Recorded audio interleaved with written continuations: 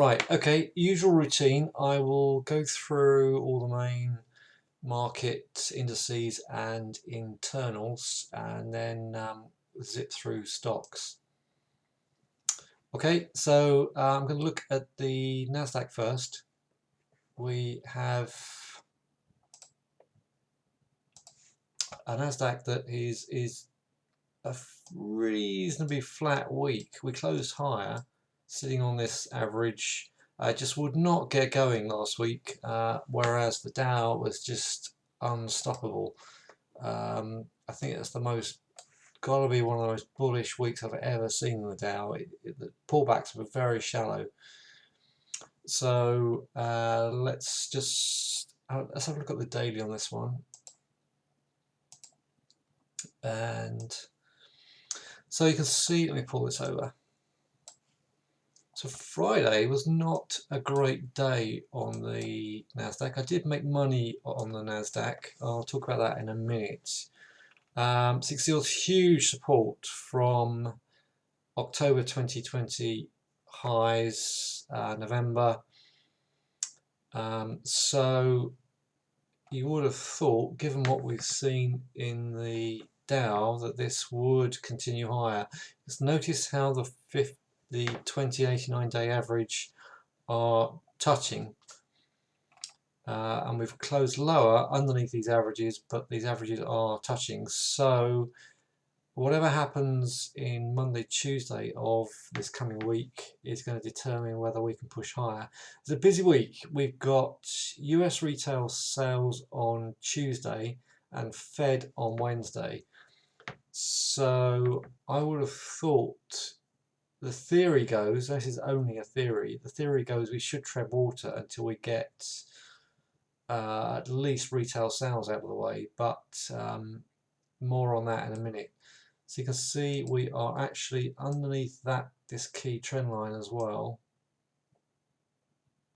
So we've knocked into this key trend line, and on the Thursday, it's been a good day Thursday, and then a range bound lower close on Friday, whereas the Dow is at the moment just unstoppable. This is the first time in 28 years that the Dow has been this divergent with the Nasdaq.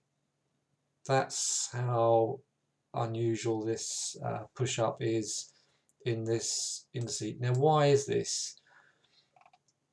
The main reason is the tech index got too hot, and there's a lot of margin used in the Nasdaq. A lot of people borrowed to buy a lot of these tech stocks. So when the tech stocks came off the boil, there was a scramble to take profits basically. Whereas this Nasdaq, this Dow, sorry, has some good stocks in it, such as Walmart and Disney, that are doing well and propping this up, whereas the FANGs, Facebook, Apple, Google, etc., and even Amazon, saw a lot of profit taking. Okay, so you would have thought, if you look at the way in which I've set this Dow up, that the main support there is all the way down there at 32,000, and we closed at 32.8. So if for any reason we suddenly close underneath this 32.5, then we, particularly on Monday, close under 32.5 on Monday, and that's a potential sell signal. What do I think is going to happen? I think, let me see,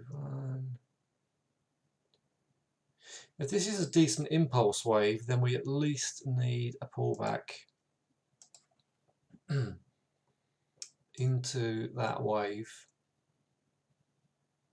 So it's, if we see some weakness, we could do a full 800 pip drop.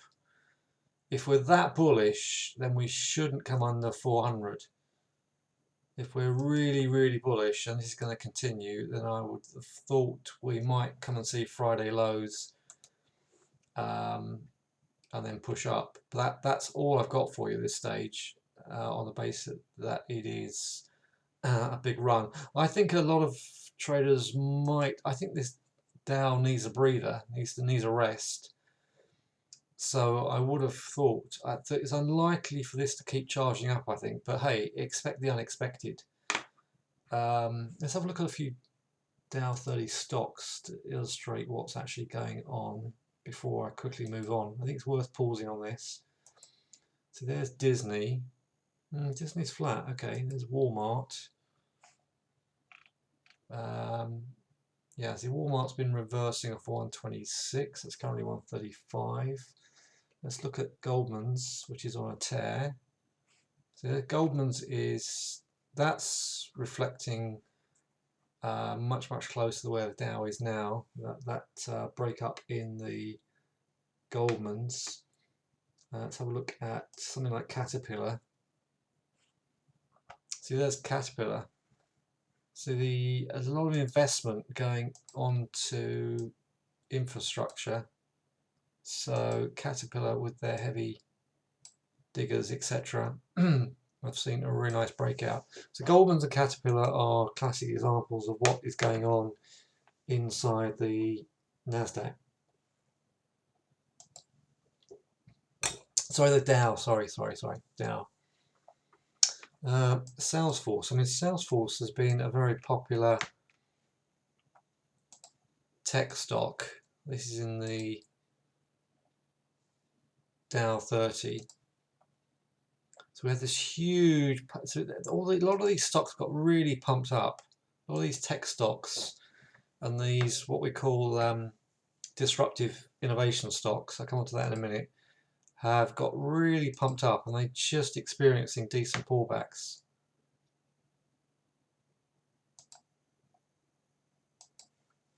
So they come back to the breakup. I'm just using this as an example, but it is potentially a good buy one anyway. There was a little sort of breakout. The breakout kicked off, started in July last year, accelerated into August, and then we spent the rest of the time coming back inside of this range. So we just popped back out of it.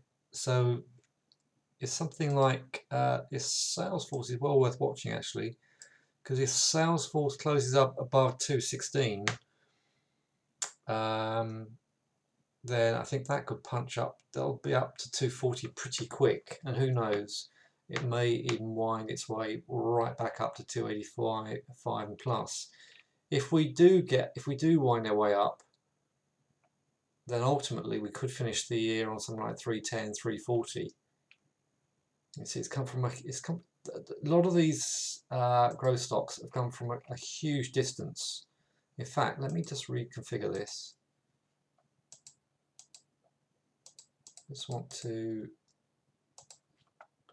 I'm doing this because I'm interested in this stock.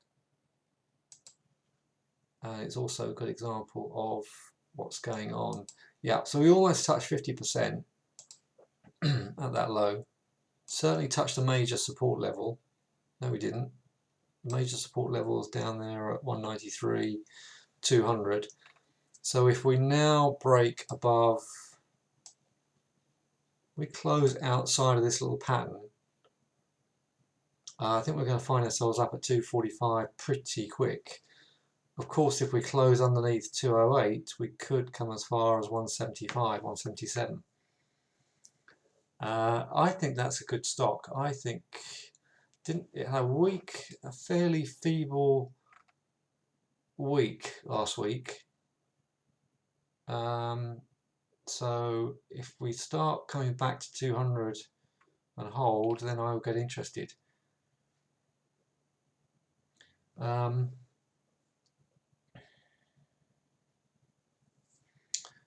I tell you what, ideally I would love to see that do a proper 199 test and then do a full reversal pattern down there, down at these lows.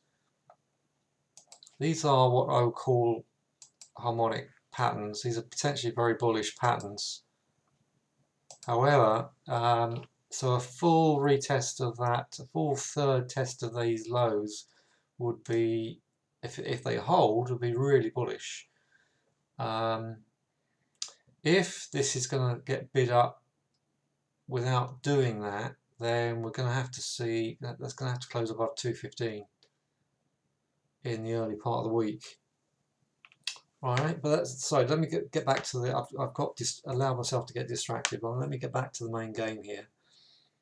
Let's get back to the main indices. Right, so that's the US. Let's look at the S&P just very quickly.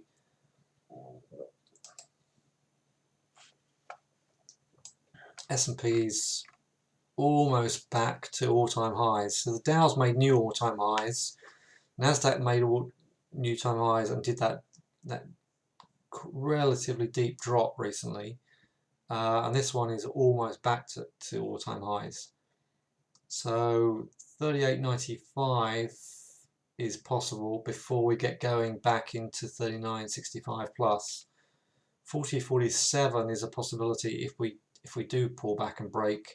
If we just simply close higher, if we continue with this theme of shallow pullbacks that we had in the Dow, then this could close above 39.70 and just see 40.47 pretty quick. Okay, I would have thought, like I said, we'd need a pullback on that, on these, particularly the Dow and the S&Ps, and the Nasdaq has got to start to pick up and hold from where it is. Right, Europe, DAX. Talked all the last couple of weeks about this pink zone and the probability of it going to 14.5, or we've gone through 14.5. You see, this is, if you look at that example of Salesforce I've just given you, this looked pretty weak on the back end of February, but we had a good close on the 26th. Early part of March we sort of hung around a bit and then we just broke out. Okay, so if this is wave 1,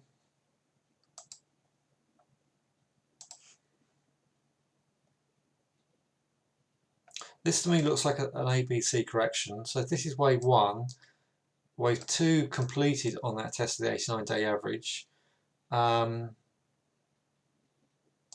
then we did a little 3, a pullback, 4 and a 5. So we could come all the way back to 14. We could come all the way back to 14.2 even, back to this main breakout bar, and still be very bullish. So there's lots of scope for this. I think this will drift. If the market rests, I think this will consolidate up here, and then the consolidation will be open, finished once it's drifted back into support. This is what makes me think these markets at least need to rest and may dip, because that's typically what you need to do before these averages can catch up. We've now got a situation with the Nasdaq, with the DAX and the Dow, where these averages need to catch up. So if that drifts up, that's going to need to drift down to meet, and then you might get another takeoff. If I'm wrong, we're just going to keep closing higher. So certainly no reason to sell, but I would at least get Monday out of the way, particularly if you're going to take a longer term shot at this before that pulls back. Now, moving on, this Ftse. Yeah, Ftse's been playing a major catch-up game anyway, because this index was way behind Europe and the US. So if we look at this on the weekly, this was long overdue. So we're still some distance away from the 2020 highs.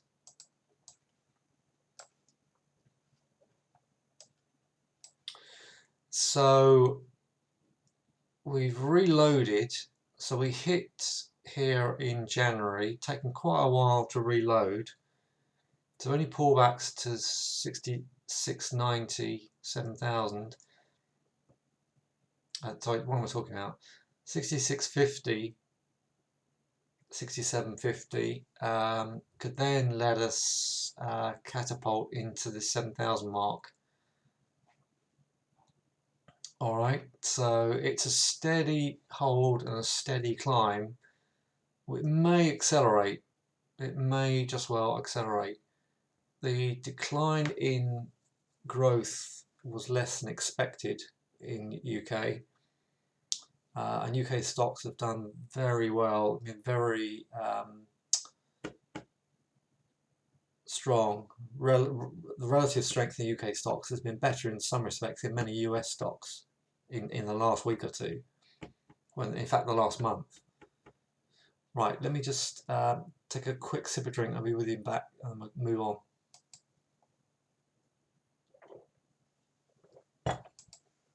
Okay, so that's indices. Let's now look at the dollar. Well, quick look at volatility index, really low, coming lower. So this pink zone was a warning area. If we started closing above the volatility index, this measures fear. It's a fear index, for those of you not familiar with it. If the fear index started closing into this area here, then you should have seen the markets dip and potentially drop. We are coming into support, so you can trade this technically like any other market. We are coming into support, so this needs to stay down here to sustain this the push we just had in the markets. Okay, if we start firing up, then hold on to your hats, but there's nothing to suggest that at the moment. Right, dollar. Why do I talk about the dollar? Because it's still a reserve currency at the moment. This is a weekly chart, so we have a lower close in the dollar index, of which the euro is the main component, 40%. If we're going to hold this trend line and start to close higher, that could spell a problem for the markets.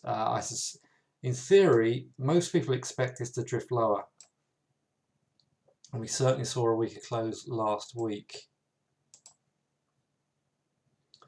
It's the my mind's gone blank. You have to just Google it. It's a volatility index. It measures volatility. It measures if you look at the definition in Google, it will help you.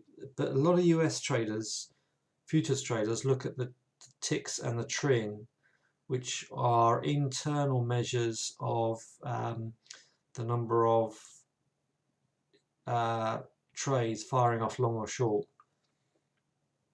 And volatility index, have a look at the definition, and that will help you check that one out. Right, so let's go right through some forex, and then we'll quickly move on to stocks or commodities and stocks. Pound sitting up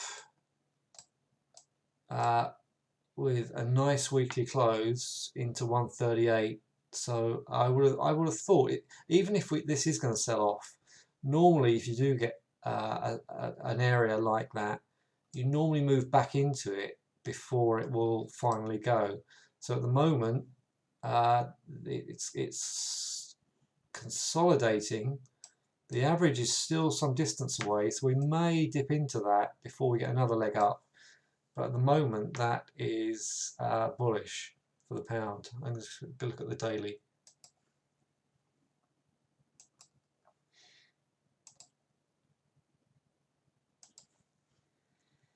Okay, so we closed. So we've had a problem on the daily chart. A new little run up here, and we've engulfed it on Friday. So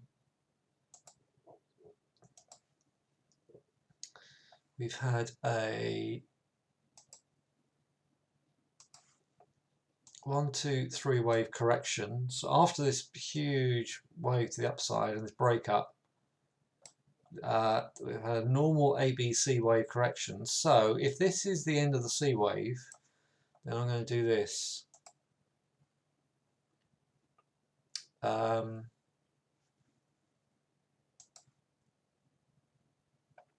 Let's look at, so the last main wave, last main pattern came, okay, let's do that. Come on. This is ping pong Fibonacci.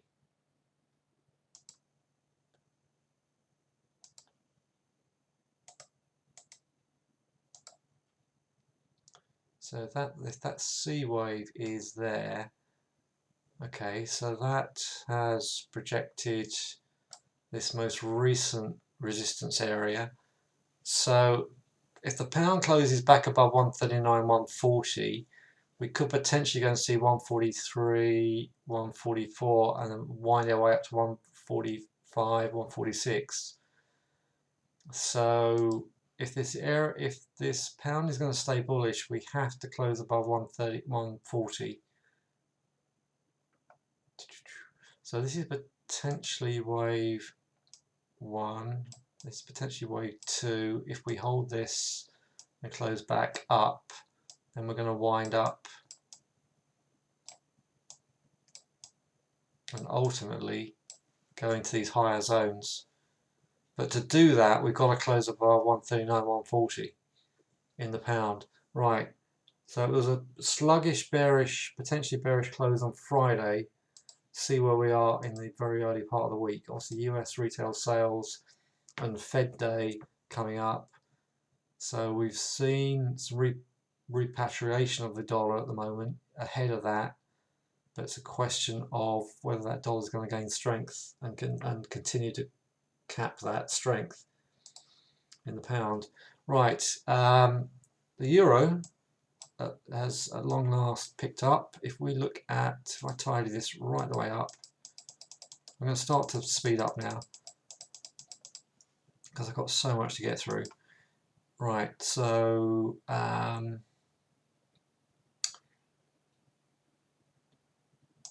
there is the main move in the euro. If that's the C wave, then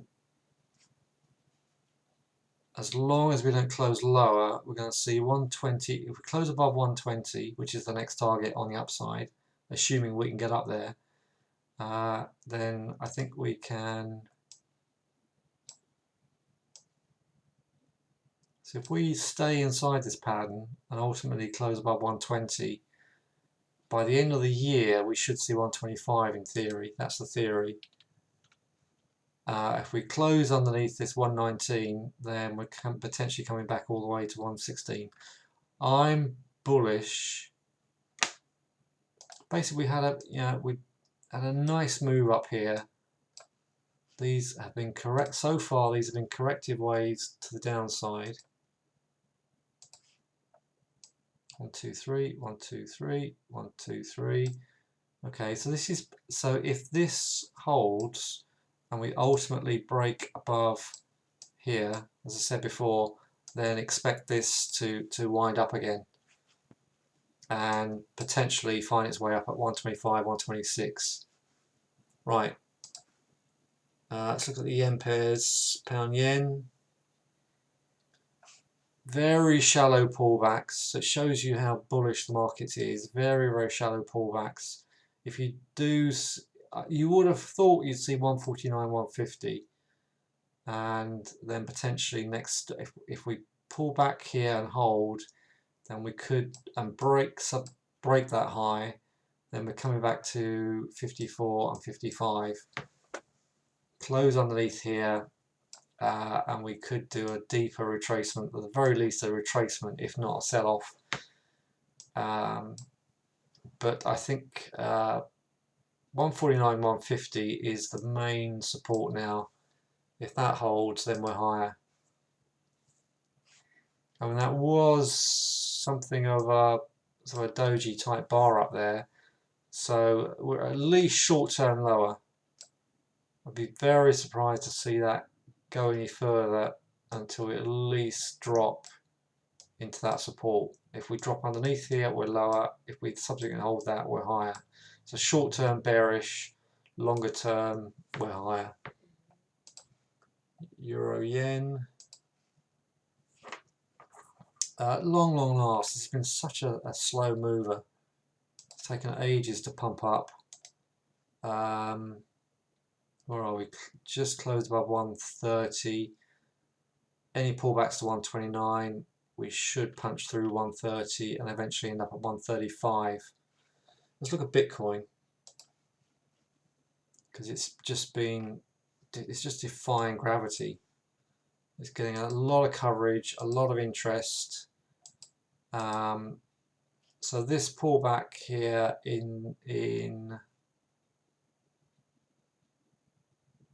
at the end of February,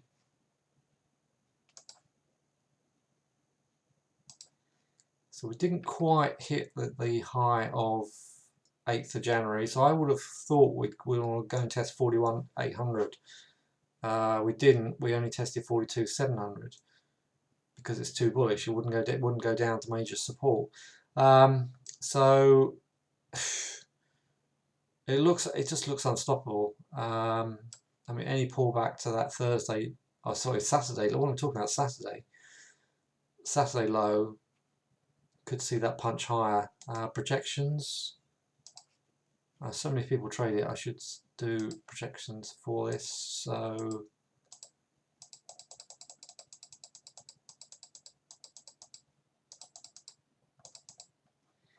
where am I going to do this from?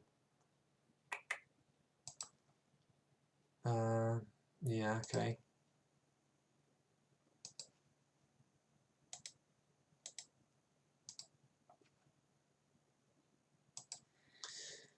Right, so any pullback to, if it's that bullish, we shouldn't see much more of a dip into 57,800, and it could potentially go to 74.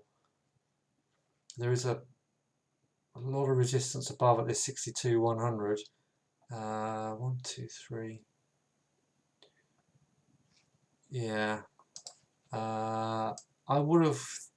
It's possible we come and see 54,800 before going up to 66,600.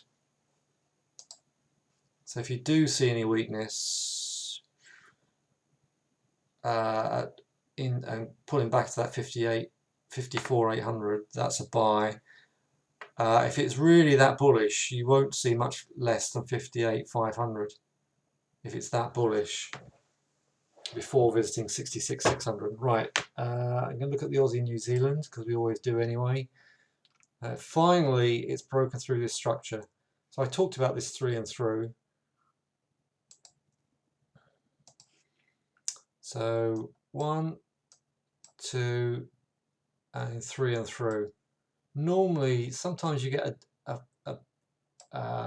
it fails at 3 and reattempt and goes through at 4. This has gone through at 3. So any pullback. So we're on the way to 110. All the metals doing really well, and this time we've got gold on our side. We'll come to gold in a minute. So any pullbacks to Friday's breakout at this is one of my favourite forex charts over the last well, this year basically. I think it's one of my favourite, apart from the pound yen. 107.90 is the pullback area now. That's because the next stop is 108.90 and then back up to 110 if that's the case. Right, enough of forex, unless there's any other forex you want me to look at. Gold. It appears we finally found a nice base. 1680 took off in the Euro session on Monday morning last week. I took a pullback on Friday without. I should have take a bigger position really. I took one position. Intended to add to it. Got distracted with the Nasdaq and only got one position on that. So I think any pullback to 1710 should see us come back to 1760. Obviously the Fed are committed to not raising rates, even though the bond yields say the opposite. The Fed are saying they are committed to holding back rates. Expected projections in inflation in the US is 1.72% into the autumn this year. So that would give this gold a nice lift. So I would be looking to get in at, like I said, 17.8, 17.010 to see if we can get up to 1760, and the next stop is the full 1800. If we can break through 1800, then we're going back to 1900 plus. Close under 1700, and then we're obviously going to see potentially 1590. I think that's one of the problems with gold. I think the reasons why gold has been one of the reasons why gold has been so sluggish to pick up has been this transformation into the I would call Bitcoin a disruptive currency. Basically, it's by disruptive technology I mean technology that's come in and it's taken over from older technology. It's disrupted the older technology and become the new technology. So it's disrupted it in such an extent that it's become really sought after and very, very popular. Hence the reason why a lot of those US growth stocks got so pumped up before. But I think gold is coming. I think gold will make a comeback. And if we see a weaker dollar, I think you will find some people topping up their portfolios on the side of gold as a hedge as we start to see a pickup in inflation. Right. Silver.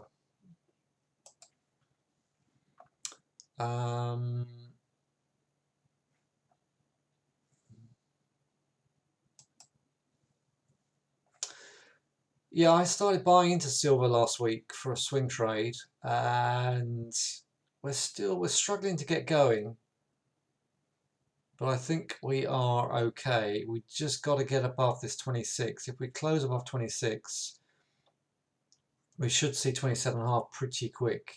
So any pullbacks to 25.50 or 25 or 25.50, if we see it, and we may well do because it's struggling.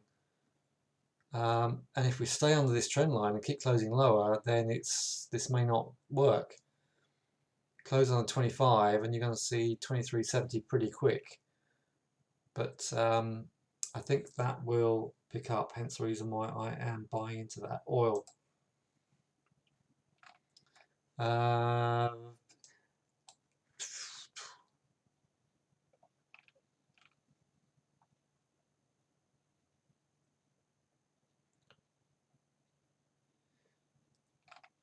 I think we'll come back to 64. If we come back to 64.40, back inside of Wednesday's move, then we'll pick up and eventually work our way up into 70, 71.5.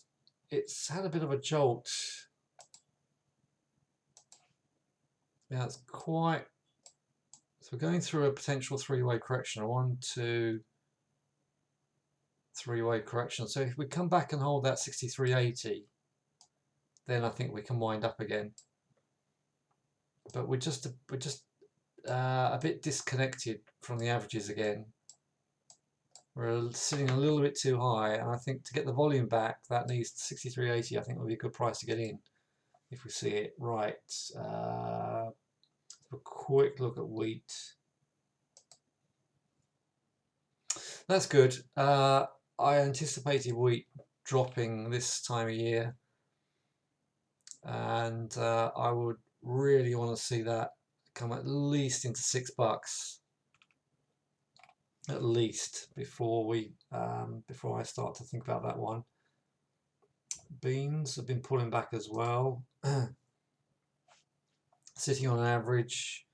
I mean, they've been on a huge bull run, which I anticipated. I didn't anticipate it going quite this far, this fast. I must admit, the January acceleration took me by surprise. But any pullback to 1350 at this stage, it's going to see us go to $15 on the beans. Let's look at other softs. London cocoa. It's taking its time. We may see 1738 again. Otherwise, I mean, any dips here are to be bought. There's some good ETFs out there, because that looks as if that's going to 20 and could punch higher than 20. Right. Nothing else I want to look at the moment. There's lumber. Housing market's going well. Coffee, Arabica, holding up. So the commodities are doing well. Right, enough commodities. Let's move on. Let's look at the UK stocks now. So I just lost my new list. I'll just pick it up. Oh, here we go. Right. This one I talked about ages ago. Money Supermarket. Right. As predicted, we've come back. You know, when you get huge breakouts like this on Money Supermarket, you tend to find that the market gets too hot. It will come back. That's potentially a great buying signal there. So at the moment we come right back into that bar. So I think any dips into 275 are now buyable. I think in theory, we should go back to that high and beyond on Money Supermarket. You can just hear the jingle in the background, can't you? Certainly in my head anyway.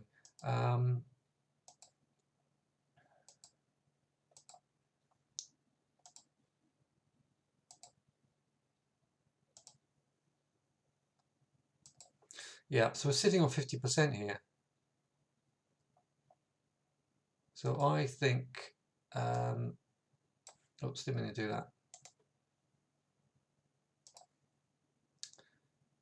So I think any pullbacks to that 270, 275, next, in theory, we should wind our way up to 315, and year end, who knows, maybe more, go back to 350. All right, it's a nice tidy chart. So I think that is, in my money, that's viable. IQE, I think it's earnings on which day, Yonja? What are my green lines? 89 and 20-day average.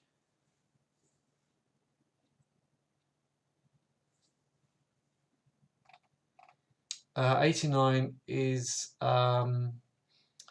it's come from the US markets, really. The US love 100-day averages. I just found 89 is a good one.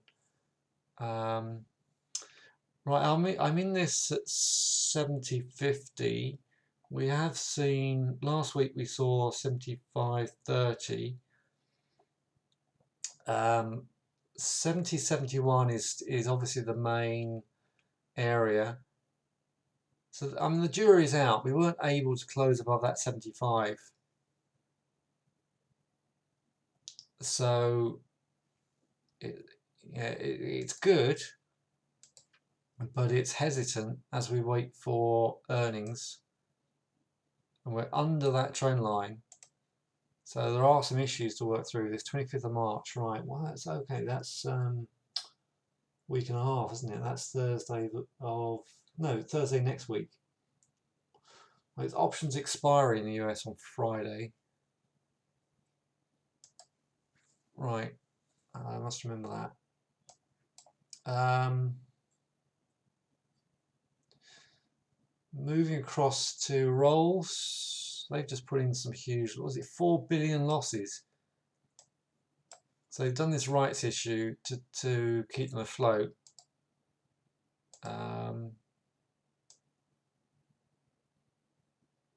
So those losses didn't see so relative strength in the rolls, but you would have thought there's still plenty of time for that to come down to a pound. So so there's still plenty of time to get in this potentially in rolls.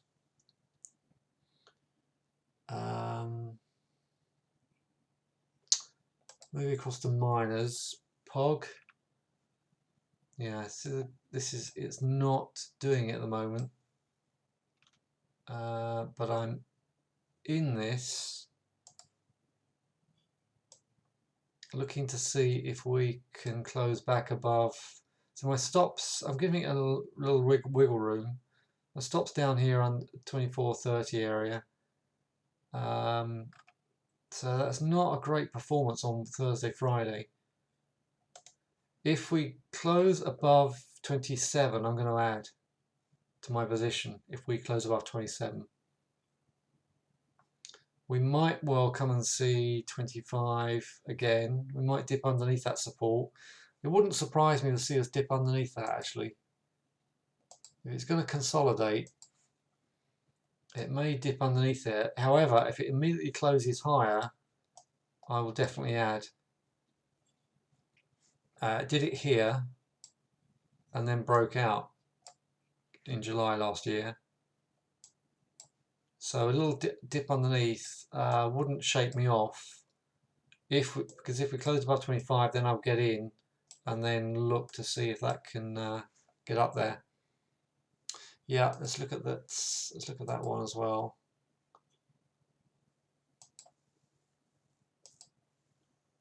Sentiment, ooh, that's not happy at all. That is not happy. We're very close to major support, but this is really not doing it, is it? Very feeble. Let me enlarge it. Very feeble push. We had a buy signal on the 2nd of March. So all we're doing at the moment is coming back into that 2nd of March box. As long as if we close under, okay, we're messing around with the big 100, aren't we? If we close under 98, 99, that could come down to 82. I wouldn't be at all surprised to see that dip to about 97, 98. As long as we don't start opening and closing down there, I think that one's okay. But it's weak.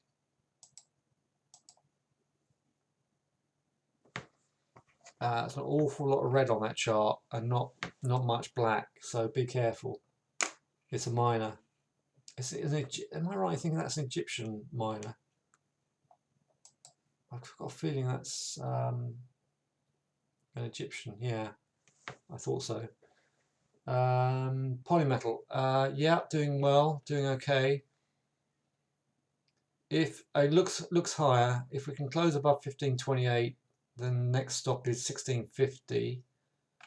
Close underneath 1465, and we could come and see 1393. Their problems are mine. Okay, Fresnillo. It's well worth looking at these miners based on what I've just said about the gold. It's got to hold 920. I think it will. If it does, then 1039, 1165, and possibly higher at the end of the year. Griffin. It's really struggling up here, really struggling, and that may need a deeper pullback. That's a sell signal up there on the 18th. So any pullbacks into that zone, 158, saw that lower. close above 140 and we're going back to the highs, but it's really struggling.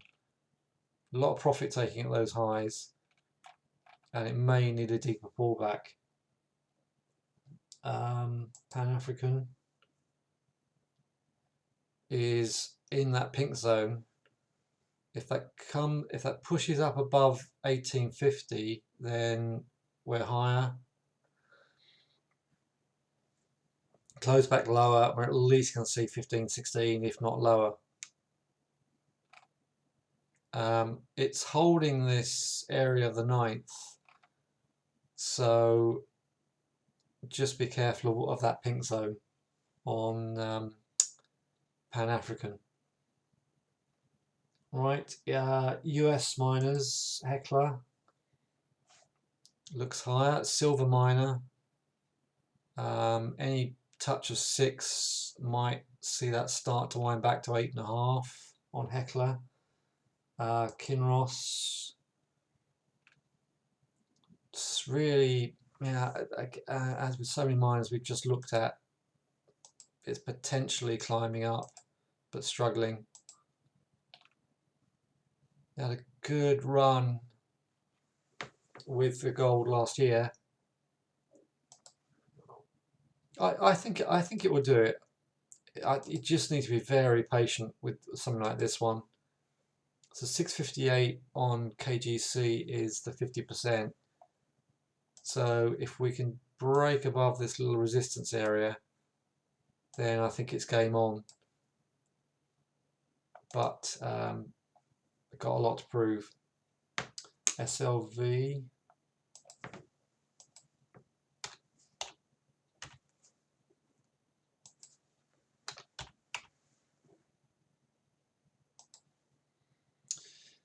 Yeah, it's struggling, isn't it? A lot of it's reconnected with the averages, come back into a major support. I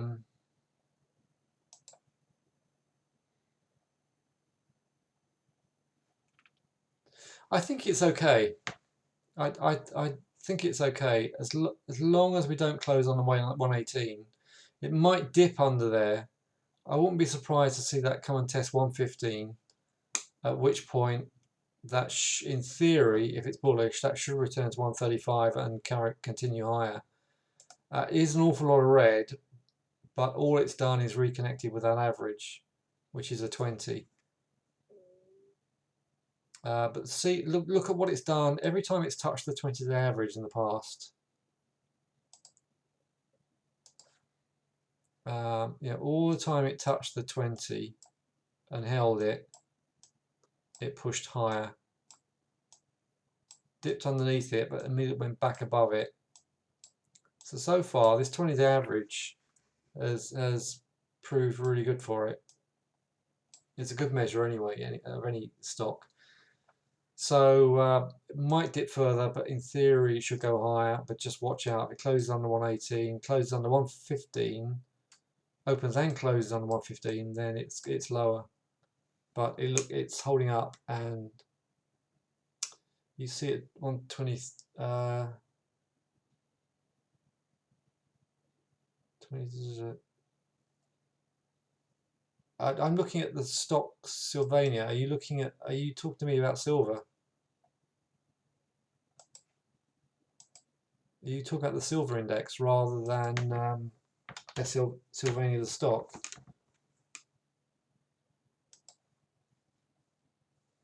Yeah, okay. All right, well, the silver index, SLV, the reason why I've looked at Sylvania is because we talked about that stock a lot recently. Yeah, looks good. It's buyable at 23 and a half. I'm a big fan of silver anyway, so if we can hold that, then we should go back to the highs and then start. Yeah, this is my prediction for silver to then go up. I think we're pulling back here and about and looking to go to 30 plus, 30, 32, 35. but we're only going to get there if we can close above 25 on this one. So all looks good, as long as we obviously don't start closing under this 23.5, but it all looks good. Right, what else have I got? Let me move on. Right, let me go to my back to my current list. Any other UK stocks? I'm about to talk about US stocks. Anybody want to talk about any other UK stocks? I haven't. Let me go through the basic list. Go through the basic UK list.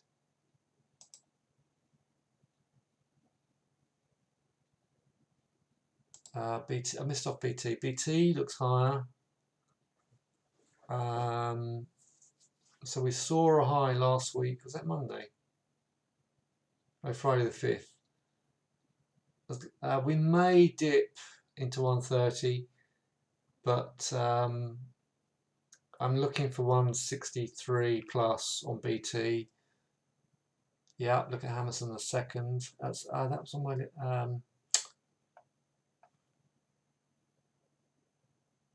I always look at. I like to look at M&S. That's just that's good.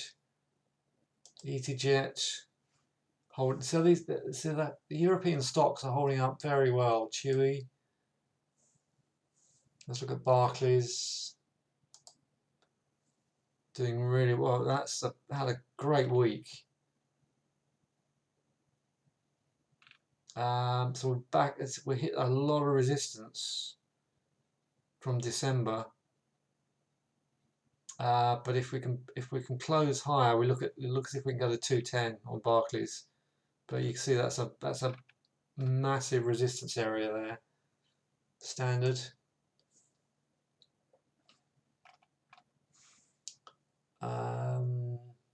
Right, let me go back to my main list and talk about this Hammerson. It's doing a very handsome stock. It's doing very well. God, it had a really good close on Friday, isn't it? So its major issue is going to be 40. We're very close to that main resistance, to the gap fill now.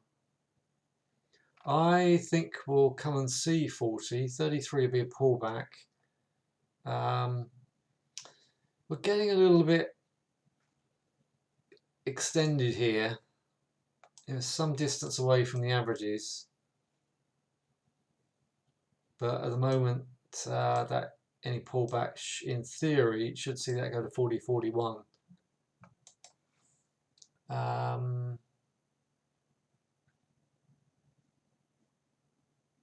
Right. Okay. Ex-dividend the 1st of April. Right. Okay. Thanks for that heads up. US growth stocks. PLTR. I'm in this one. So a little bit of a deeper pullback than a lot of people expected. Let's redraw this. In fact, let me clean the whole thing up. Plenty of time to get into this one if you're interested.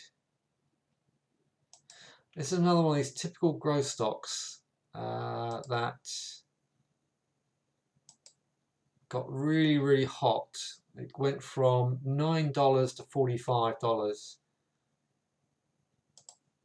Don't bother looking at the price earnings ratios because they're just ridiculous. That's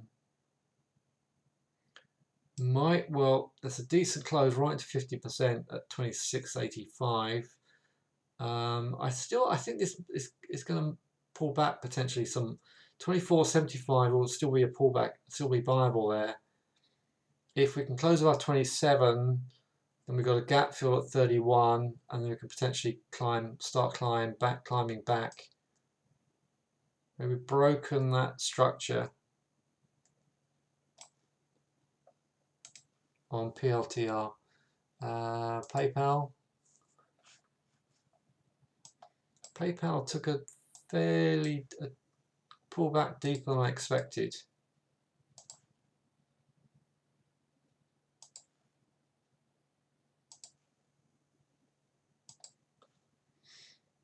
Might still see 240, but in theory, if all goes well, we may close the year at 350, 393, or at least get up there at some stage during in the coming months.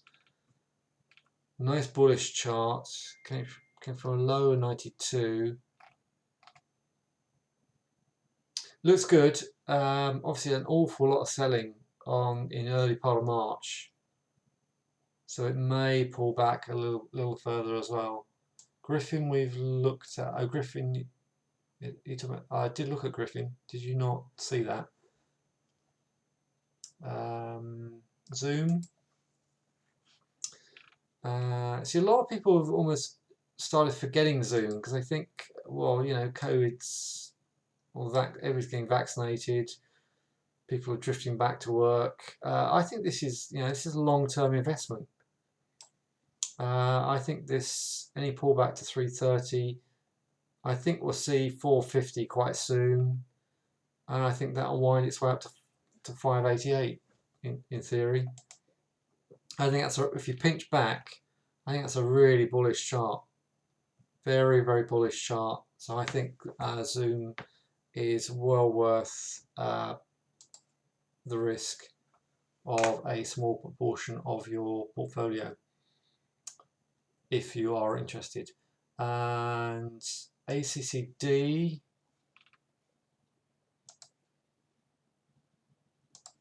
I'm not in this. I've not done full research on this yet, but I think this is a good bullish pattern as well.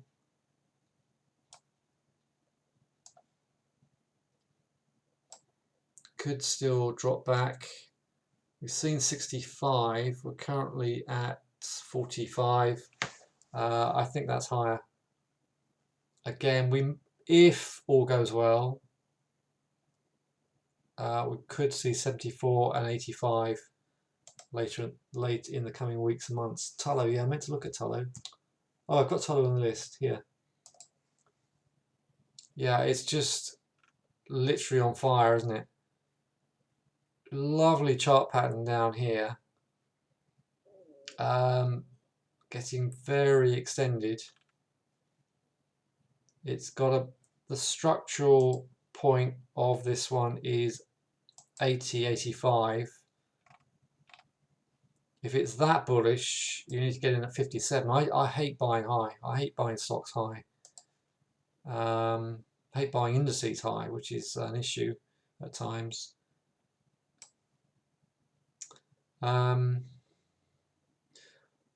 You would have thought that will come back and see 57 if it is really bullish. May do a deeper pullback. Interesting how fragile, it started to look quite fragile on the 8th of March. And here we are closing higher. So in theory, 57 is the pullback, in theory. Yeah, incredible move.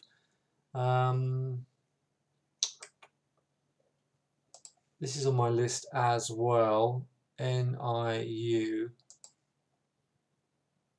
I'm not in this yet, contemplating a position.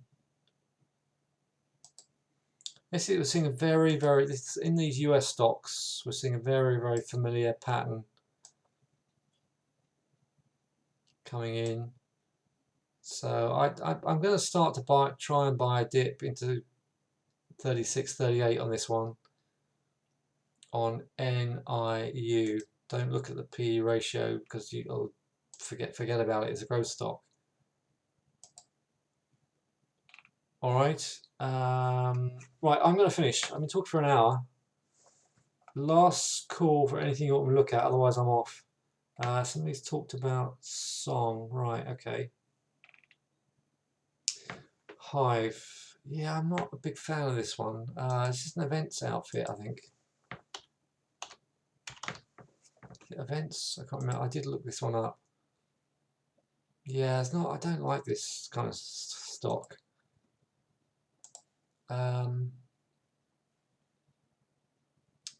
See, all the time it stays, if it stays under 133,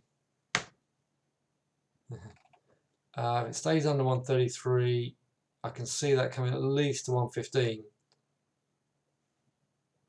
I don't like the chart personally. If it can close above 135, then back to the highs.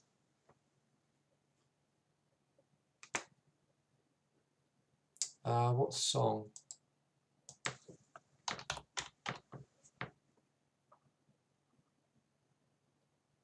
Oh, right, okay. Yeah, I remember you talked about this one. Not for me.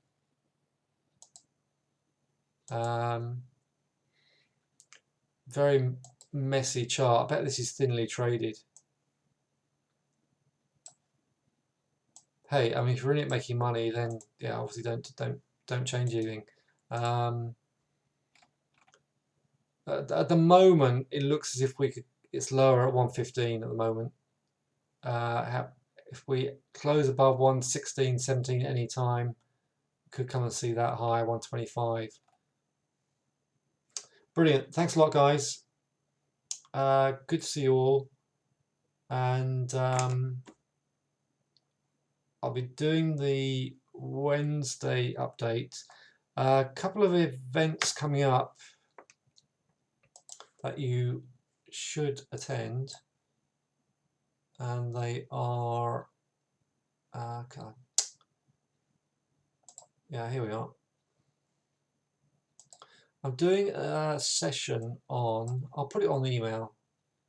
Tell you what, if you're not on my email, go to the briefings page on my website and I'll email everybody. But I'm doing a session on disruptive innovation technology sector. So go to tradetheeasyway.com, go to the briefings page. I'll send you the link here. Drop your email into this white box and I'll update you.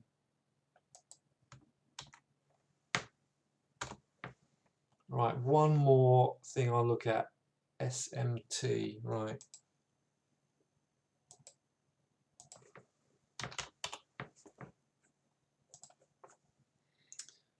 Right. So we've been to see 1416, there's a deep pullback. Holding, yeah, there's potential head and shoulders. So there's the neckline. This is the chart pattern. Shoulder, head, shoulder. So if we close above 1185, this is going back to the highs.